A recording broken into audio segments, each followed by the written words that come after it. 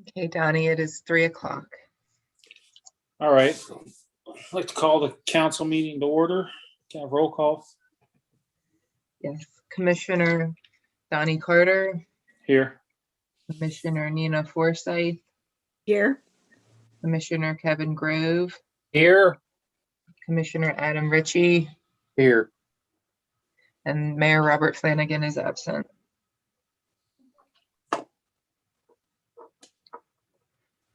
Okay, the first item I have for you today is a utility bill forgiveness request. And we do have a guest that is with us today. Brandy Shelton and Tyler Mirabal are joining you. They are, Brandy is the granddaughter of the former owners of 36 North Water Street. They did send you a letter earlier this week explaining their intentions with the property that has been forwarded to you. I guess I'd invite them to talk to you a little bit more about what they wanted to do with that property and why they're requesting this utility bill forgiveness, and we can go from there. Hey, good afternoon, y'all. In regards to this 36 North Water Street, we were trying to keep it in the family. This is Brandy Shelton, and this is a grandmother that recently has deceased from the property, Darlene Shelton.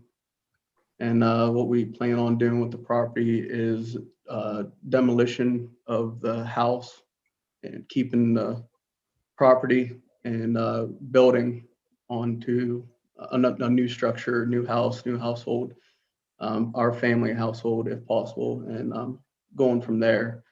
And in order for us to keep this goal, we feel this outrageous, astronomical water bill is putting us further into debt than what we would need to start out.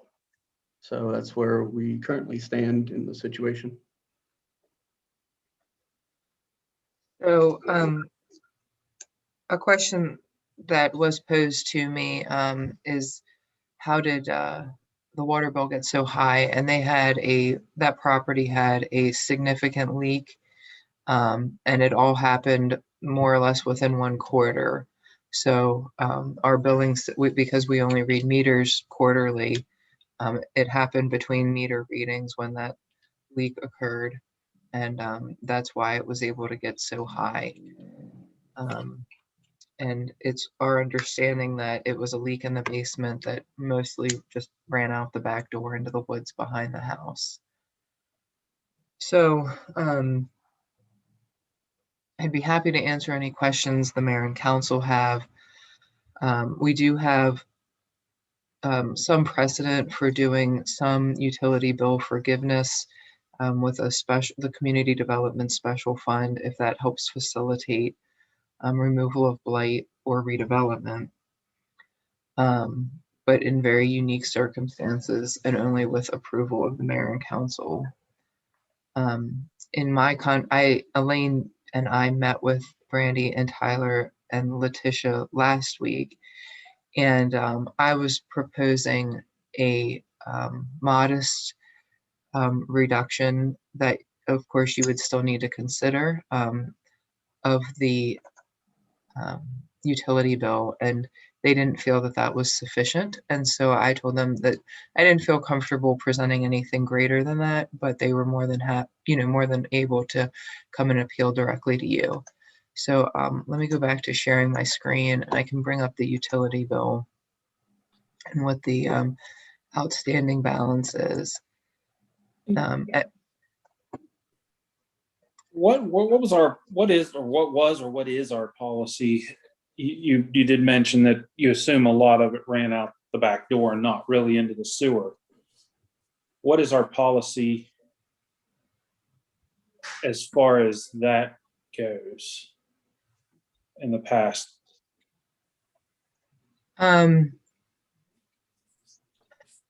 Usually we don't do anything with sewer because it's pretty hard to document. The water leak rate adjustment has already been applied to that account. and it's still that much. If I could clarify, under the old leak adjustment policy, the water and sewer, the entire consumption is billed at the lowest billing rate that was in effect at that time. Of course, the leak adjustment policy has changed since then, but the leak adjustment has already been applied to this account.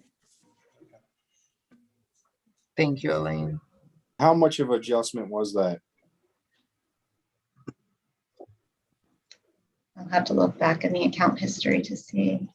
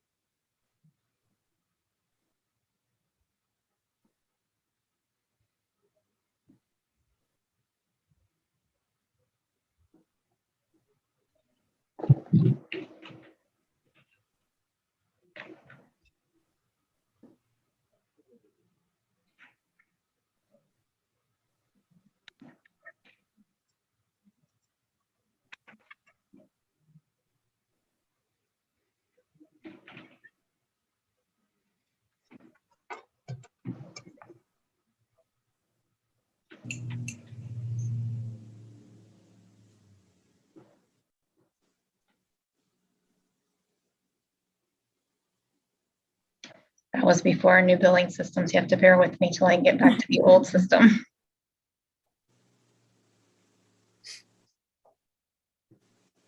Yeah, what, I mean, when did this take place? Oh, gosh. This was in 2018. Oh, okay.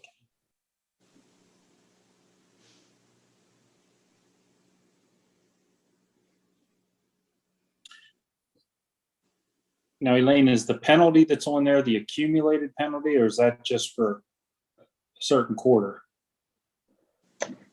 Under action of mayor and council, we actually stopped adding any new charges in June of 2019.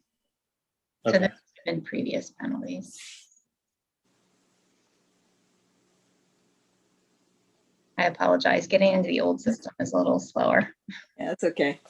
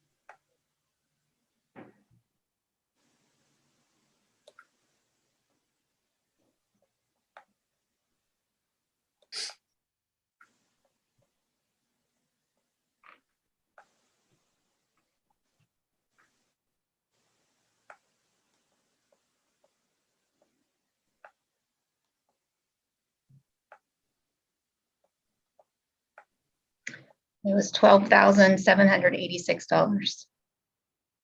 That's what we've already, That's what the leak adjustment policy allowed the reduction to be. Yeah, it was a pretty massive bill. I mean, so It was a lot basically of nobody was in the house for a whole, at least a billing cycle, correct? Right, Before the leak was detected? Right. Okay. I mean, there was a lot, like, I mean, the house is like falling apart, so it was unlivable even before that. Mm-hmm.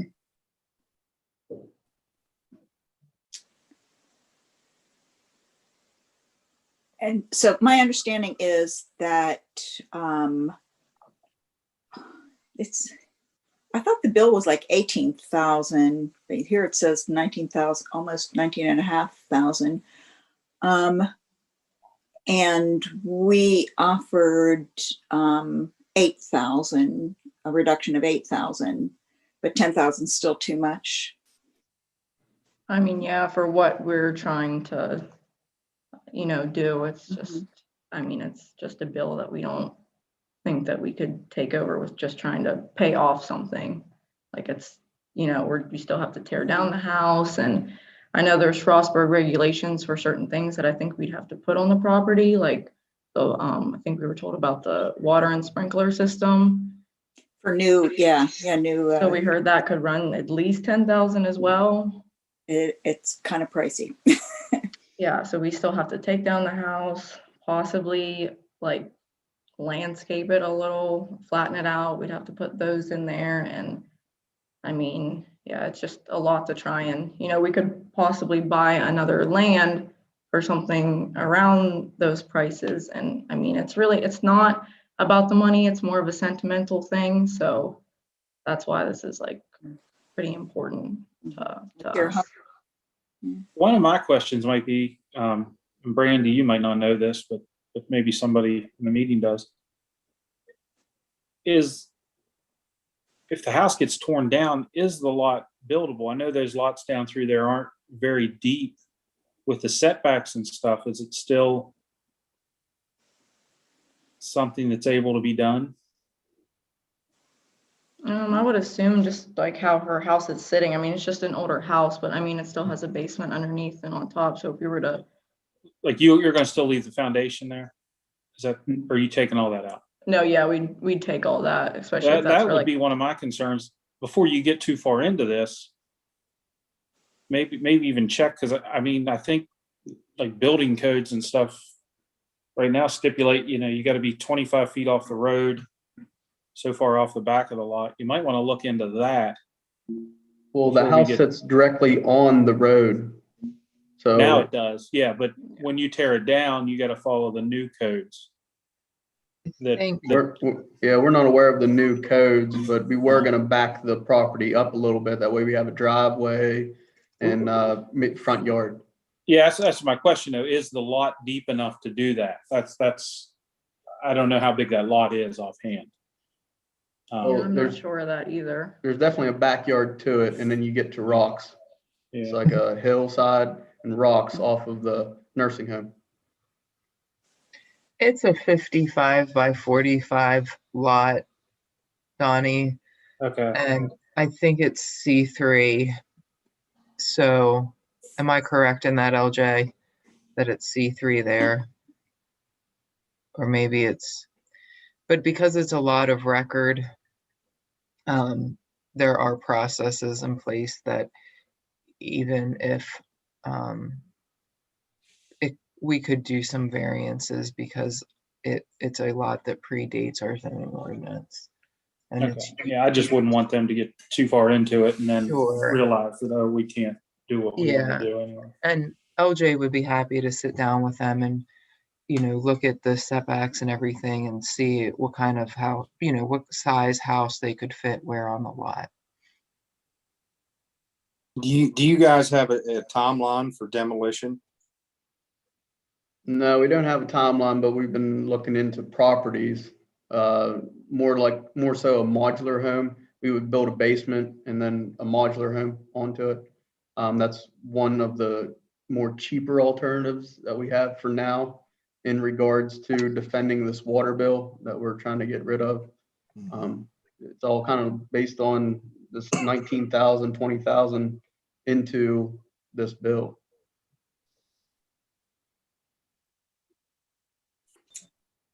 Okay.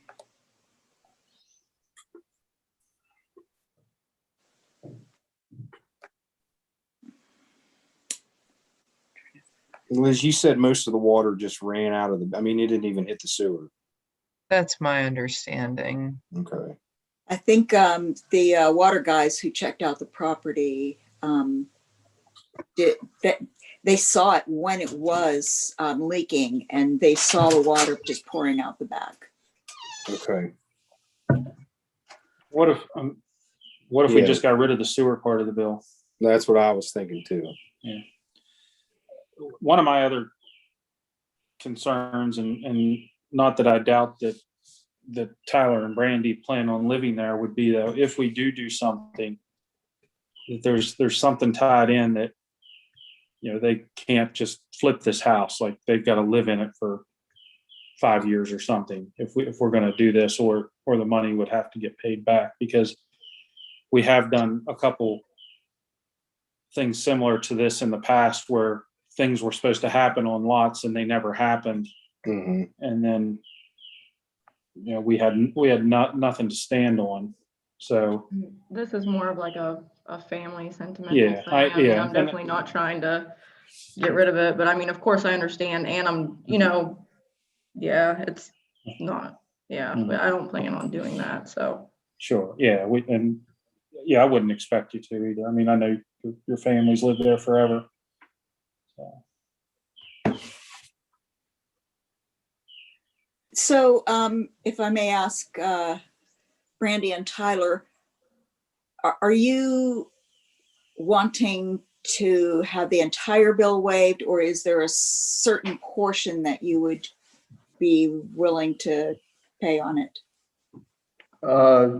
As far as what Donnie, Mr. Carter there mentioned, waiving a sewer bill, that would drastically help our matters. We could do something like that, but That is a large We part would- of it.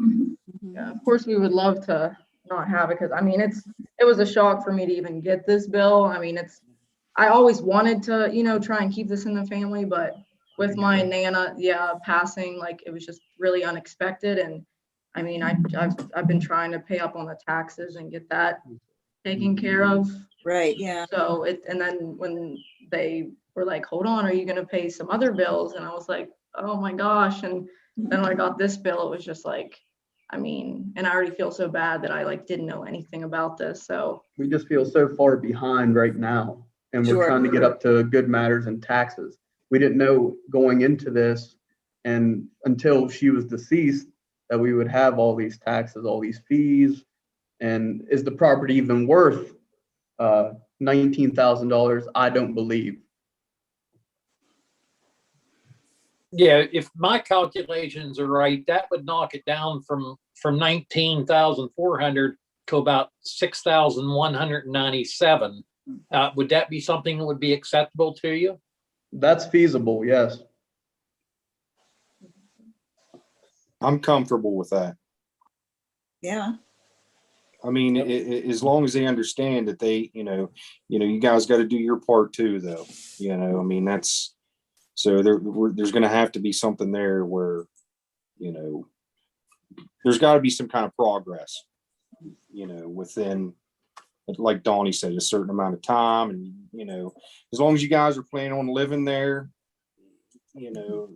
I'm fine with it. Yeah, living there, you're improving the property, getting it back on the tax rolls.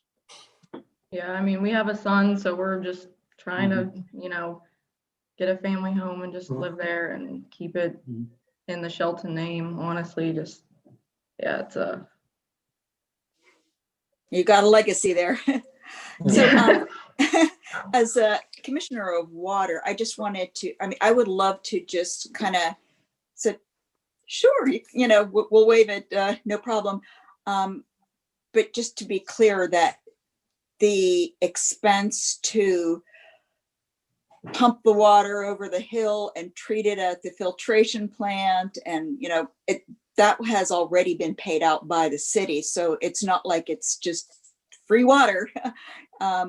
So I just want you to kind of understand what it's like from the city's viewpoint. The other thing is that the water portion of the city's budget, it's a utility, and it can't be mixed in with other parts of the budget. So we can't cover a shortfall in the water budget from other parts of the city's budget. It has to stand on its own.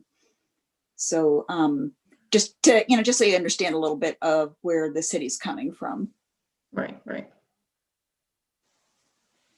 So, if it is acceptable to everyone, I'll work with Michael Cohen to get, a simple agreement put together, outlining, that what would need to happen, that you guys listed about transferring the property into Randy and Tyler's name and it being demolished and within something happening there within, um, a set period of time. I don't think that'll be able to happen between now and your council meeting next week, but we can work on that between now and the June work session, and it could be considered at your June council meeting as a resolution. Does that sound reasonable? Yes. Yeah. Sure. And make sure you check my math because I only had 10 fingers. Okay. Clarification. Thanks. For clarification, the mayor and council would be approving transferring this money to cover the sewer portion of the bill from Fund 7. That's the community, what's it called? The community, the special projects, yes. Special projects, okay. It's not as if the bill just goes away. It's basically the city paying itself. Is that time frame okay for Brandy and Tyler? What would that mean exactly? That means we would be able to forgive the sewer bill on June. Let me find my calendar, sorry. It would be our council meeting next month. Yes, Or by the work session, right? June 10th. you would have to do a formal resolution, so it would be June Okay. 17th. I see. So after that formal resolution is, the mayor and council formally pass that agreement to eliminate the sewer balance. Then your utility bill would be the $6,100 that would just need to be paid when you went to transfer the property into your name. Okay, Okay. so that would need to be in like the lump sum when it would go to our name. Yes, the remaining balance would have to happen when you do close on the property Okay. and for the deed to be recorded. Okay, now as far as taxes, how long would we have as far as that to be in good standing? Or is that, From what I Something we could- understood, Brandy, you paid a couple years taxes here recently. yeah, So, Elaine, correct me if I'm wrong, but you wouldn't, when you go to transfer the title from your grandparents' name into your name, All that would be taxes have to be collected paid. by all the taxes outstanding at that point in time, and a prorated amount for the current year would need to be paid. okay, So whoever the attorney or titling agent that you have doing that real estate transaction would go over that and take care of all of that math for you by reaching out to the city. okay. That's also applicable for county taxes as well. Yeah, we still owe a couple years on county as well.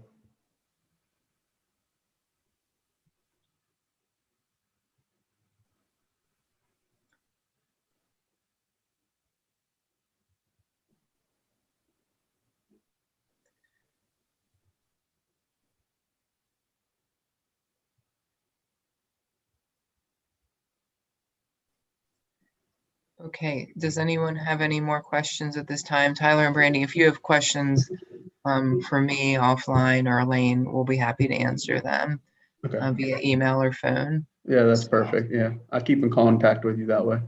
Okay, that sounds great. Thank you. All right, All we'll right, be in thank you so touch. much. Appreciate you guys. Thank you. Thank you. That Okay, thank you all very much. The next item, Elaine is going to talk to you at the very last work session about the 2022 budget for this year. So we have advertised the budget ordinance public hearing in the Cumberland Times News. And here is a draft of the ordinance. And Elaine, is there anything, I'm sure you want to say something. I just need to point out there has been one change in the fee schedule since last month.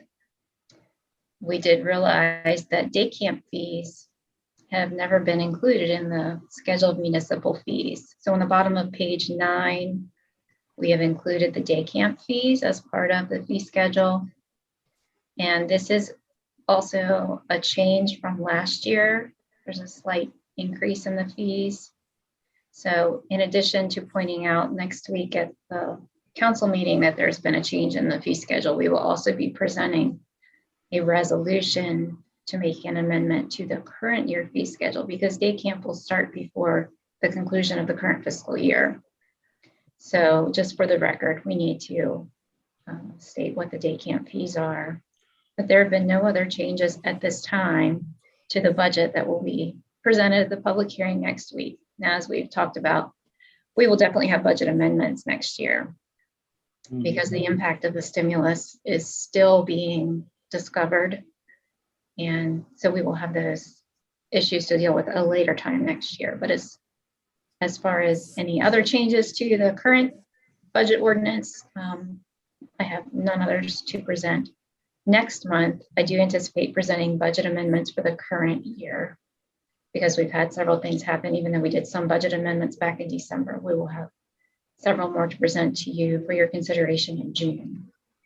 But for this month, we'll just basically be going over the public hearing for the FY22 budget and the fee schedule.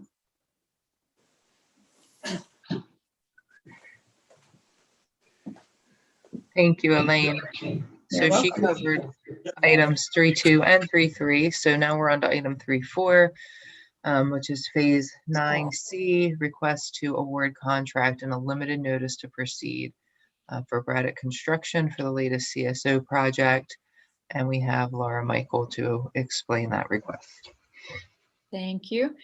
I did just finish putting a draft of that together today, and I don't know, would it be too much to ask you to bring that up from your email, or should I just talk about it? I just emailed it to you. 1 second.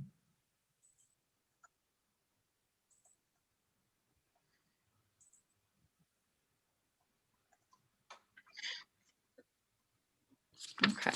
So first, for our next upcoming CSO project, we have phase 9C, the Bell Street Corridor project. This is going to be the final phase in the college neighborhood adjacent to FSU. And this one is also going to be awarded 9A that's just finishing out right now is being completed by Braddock Construction. They were also low bidder for 9C. So just when they're finishing up work, they'll just move a couple streets down and start work on the next project. And they were low bidder for the base bid only. And the project came in just right at the budget. We have just a little bit of wiggle room and as far as the budget for extra money, if anything comes up. We did not have enough money left to fund either ad alternate 1 or 2, but that's good because with rising costs right now for supplies and for contractor work in general, we were concerned about having enough money for the project. So it's really good that it did come in under budget for the base bid. We are concerned too, though, as far as being able to get supplies in early enough, getting the project started on time to be in compliance with the grant. So we'd like to request again that we do the same as we did for the last 2 projects, 9A and 9B, and go ahead with a $50,000 limited notice to proceed, just so that Braddock can start in June to order some supplies. They're just going to go ahead and order some pipe ahead of time so that as soon as we get Board of Public Works approval and our notice to proceed from MDE, that they can get started right away in July.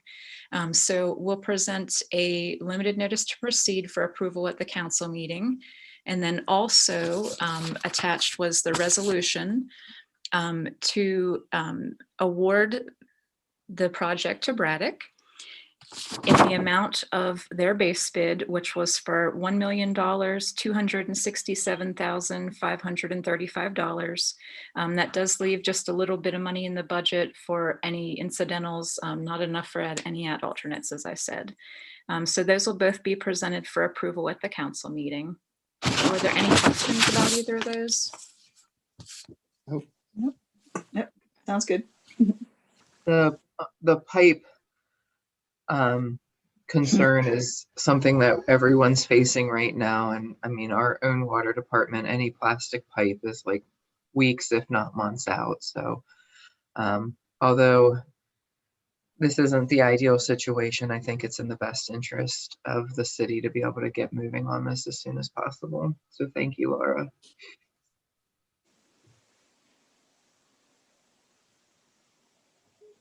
Okay, and then the next item I'm ready to, that one will be a little more complicated though. Mhm.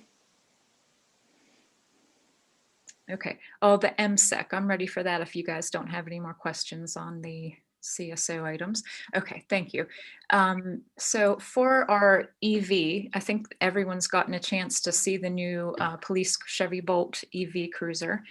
Part of the requirements for that, we've already been a Maryland Smart Energy community. The program requires that you choose 2 out of 3 goals and fulfill those. Well, we already had fulfilled 2 out of 3 of our goals. And the third goal that we had never worked on, we decided to add last year, which was working on petroleum reduction. That's just an extra that we added with the intent of wanting to get an EV in our fleet.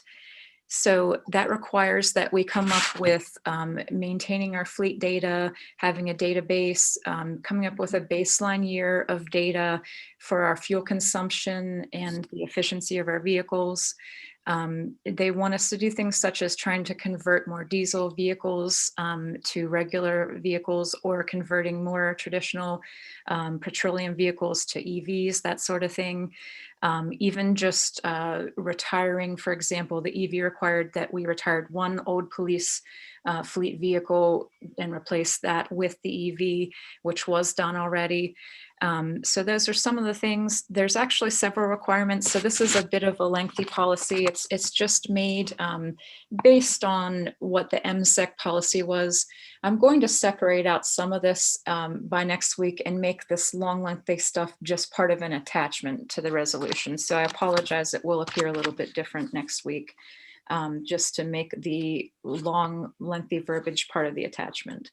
But the purpose is just that over 5 years, they want us to try to reduce our petroleum usage by 20%. And we'll be required to keep a yearly spreadsheet of all this information. So it will require some work of keeping track of all of our fuel consumption charges. This is going to be a little more difficult than I was expecting, because in talking to Elaine and getting info back from Shane, some of the newer vehicles haven't been quite as fuel efficient as was expected. Hopefully the EV is going to be a huge impact, from adding it. Also, the impact of retiring the Crown Victoria, what was that, a 2002 or 2003, I believe. That should have a big impact. But it's going to take some time to come up with this to be able to estimate it. We do have a full 5 years, and based on whatever we set as our baseline year, we need to come up with a 20% reduction in our petroleum usage over the 5 years from what we set as our baseline year. My original thought on this was to set last year as our baseline year before we had taken part in the Enterprise Fleet Program, because just switching to those newer vehicles should bring a huge improvement right there. But after looking at it this week, it's looking like it may be hard to go back and do some of that. I'm going to work with MSEC to see how exact that has to be, and if we can estimate some of that, because we have all of our charge card data, that sort of thing. But if everything has to be exact, we're going to have to use this year as our baseline year instead. And then that's going to require us to make some more improvements over the next 5 years. So this is something that you'll need to think about, how you want to handle that, if you want to proceed with passing this month, or maybe take one more month to look into it some more and discuss it. I don't know, does anyone have any questions about any of this or any thoughts? It would be good to have last year as a baseline year if at all possible. Because it would really show the progress that we're making rather than starting when we've already started making progress. Exactly. The coordinator for this program has been really helpful and lenient in all my dealings with him so far. So I'm going to get in touch with him tomorrow and see what guidance he has and try to get as much of this worked out before the meeting next week, in the hope that we can still get it rolling this month. Who is the coordinator? Briggs Cunningham is his name. He's only been there for about a year, a little over a year now, but he's really good. I think I've met him in a meeting, a Zoom meeting. Yeah. So I'll get some guidance from him. In our approval, when we turn in our project proposal, even after having the grant for the particular car that we wanted to get and our specs and everything, the approval form that he sent back said that they would like us to eventually get to a point where we're reducing our gallons per year usage by about 2,800 gallons of gas per year. So that's the goal that we're going for. We just need a little time to kind of work up these spreadsheets to see if that's going to be possible. We'd thought it was going to be really simple with switching to the new vehicles, but I'll need to talk to Shane in a little more detail to see. He was thinking some of the Dodges aren't as fuel efficient as he'd originally thought. I think it's because they have smaller tanks and he just has to fill them up more often. Okay. So I think we may just need a little more time to calculate some of this out, and I'll try to do that over the next week then, to get some more solid numbers for you, in the hopes we can still try to get this through.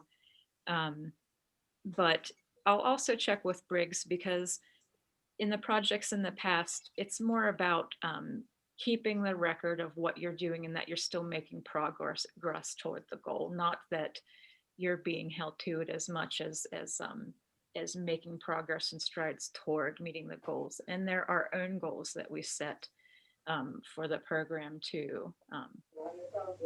And the two that we had set in the past, when you pick 2 of the 3, we actually met both of them in less than the time required. So we've been pretty successful with the past MSEC programs as well. So. Yeah.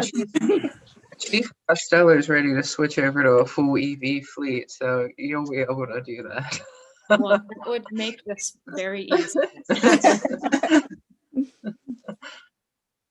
Or even if we could just switch a couple diesel vehicles, I mean, that would almost do it right there. So. And Laura, with Enterprise, we do plan, because of just the expense of diesel motors and the expense of diesel fuel, and within the next 5 years, we won't have any 1 ton or less truck that is diesel. All of those diesels will have been retired.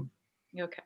So Liz, we had also looked at maybe getting our next vehicle for the police being a hybrid instead of a full gas. Didn't we look at that? We did. The benefit cost ratio shows just buying the regular gas would save us more money long term. But if it's it's not a big difference till you do the math between the Chevy or the Dodge Pursuit and the Chevy. Why do I keep saying Chevy? The Dodge Pursuit and the Ford Interceptor hybrid. I can forward you that spreadsheet, Commissioner, for you to look at. Okay. Yeah, not to be negative about reaching the goals, but I just wanted to present all the information so that you all knew that it was going to take some effort, or we might need to make adjustments. And it actually even says in the policy that as part of the plans and implementations that we would kind of reassess on a yearly basis with MSEC and make adjustments as necessary. So they expect that.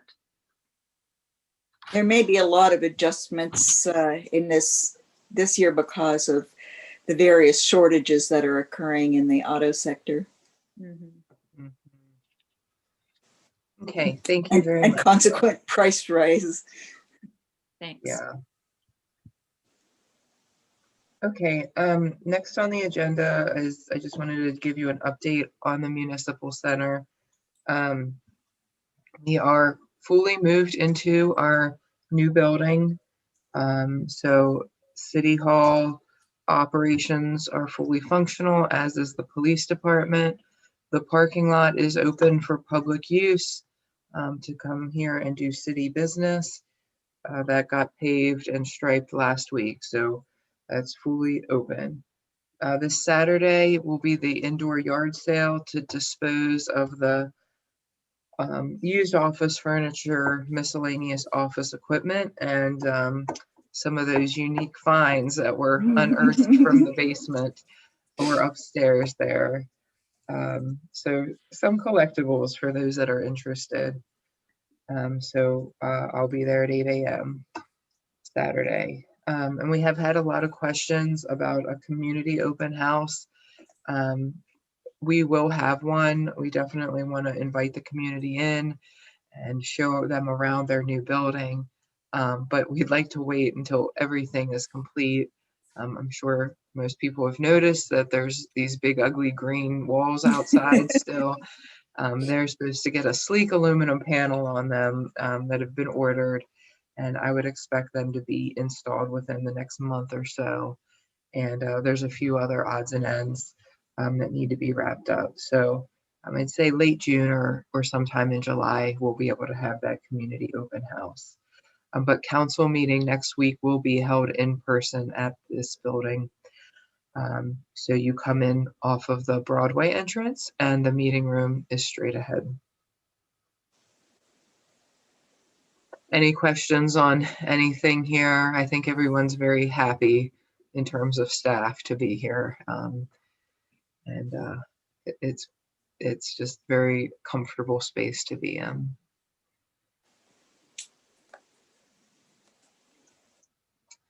The next item is the process that we have if someone wants to serve alcohol at City Place, is that the mayor and council need to just mutually approve that at a work session.